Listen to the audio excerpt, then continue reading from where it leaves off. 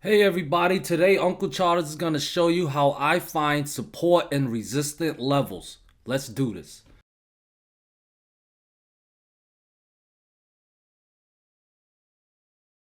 First way that I look for support and resistant levels is using the Fibonacci levels. Okay, there's two ways to use the Fibonacci levels. You identify the trend. It's either the uptrend or the downtrend. So the first thing is, here's trading view. I'll pick the Fibonacci retracement levels right there, and you can see on this Dow Jones chart, you can see an uptrend from March 2020 low to January 2022 high. Okay, so I'll start from March 2020 low and I'll bring it up to January 2022 high. Okay, so I want to get, the way I set it up from the pivot low is right at the low of the candle, and at the pivot high is right at the high of the candle. So I want to get it correct.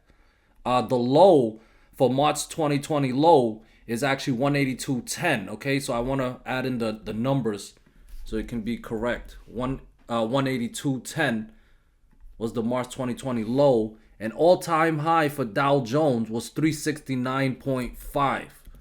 Okay, so boom, there we go. Now we have Fibonacci levels based on the uptrend from March 2020 low to all-time high. This is how I have my Fibonacci levels set up. You guys can see here the 23.6 fib levels at 325.2. You can see how it respected it recently, and further down levels 38.2 fib level at 297.9, the 50% fib level at 275.8, 61.8 fib level at 253.69. Okay, that's how you find fib levels on an uptrend.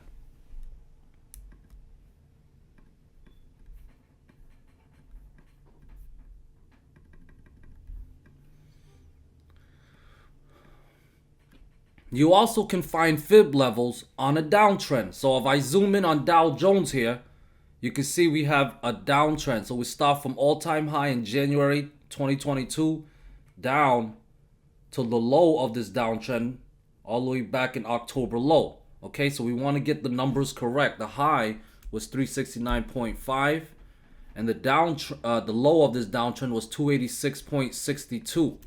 Okay, that's based on October 13th low for 2022. Okay, boom.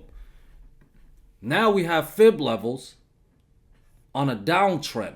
Okay, you guys can see here the 61.8 fib level is at 337.84, and that is where the Dow Jones is currently battling.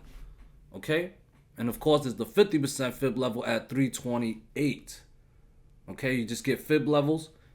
If you break out of the fib level, break above it, look to long. We break down the support of the fib level, we look to short. Okay,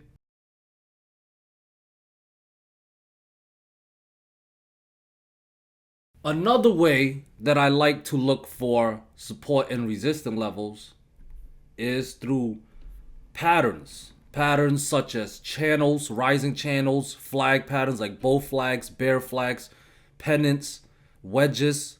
Okay, so if we look here on the Dow Jones, you can see a pattern here. This right here looks like a triangle pattern. Okay,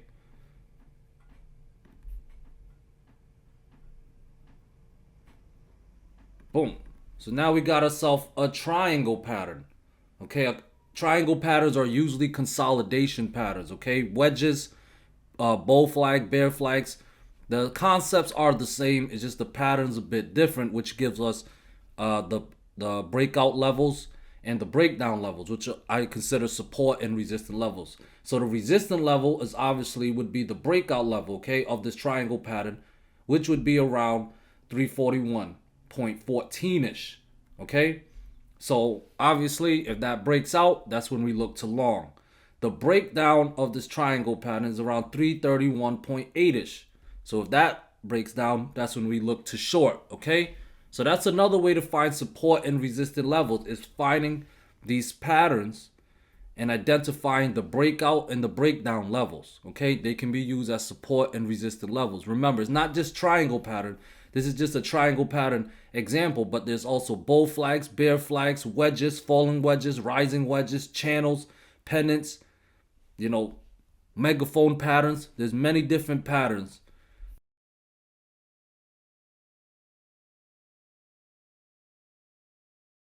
And the last way that I like to look for support and resistance levels is using pivot lows, previous pivot lows and pivot highs. A lot of time with these previous pivot lows and pivot highs, there will be areas of liquidity, okay? So the way you can look for it, so you see, for example, this candle right here, the December 13th candle, that's a high right there. That's a previous pivot high that I would use as a resistant level. Okay, here's another one, previous pivot high, that I would use as a previous, that I would use a resistant level. All right, and the same concept goes for support levels. Here's a pivot low right here.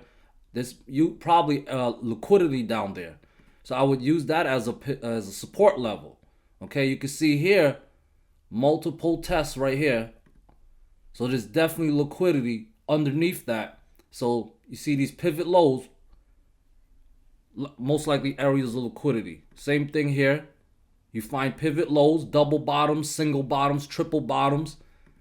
As long as they're previous pivot highs or pivot lows, I would use them as support or resistant levels, okay? Another way that I look for these levels, these pivot highs and pivot lows, or areas of liquidity, is I use an indicator called HTF liquidity. Okay, HTF stands for higher time frame, and then liquidity, I can turn that on right here. You can find it on TradingView, and you can see these green lines and these red lines. Okay, if I zoom in a little more, they identify the previous pivot highs and pivot lows where there's possible areas of liquidity. You guys can see that this green one right here. Okay, it aligns with this one. So it just makes it convenient and just identifies it for me so that I don't have to do it. Okay, but it's good that you guys know how to identify it yourself. Okay, so if you need to, watch this video again. If you have any questions, comment down below and I'll do my best to answer it. Okay, but this is how Uncle Charters finds his support and resistance levels.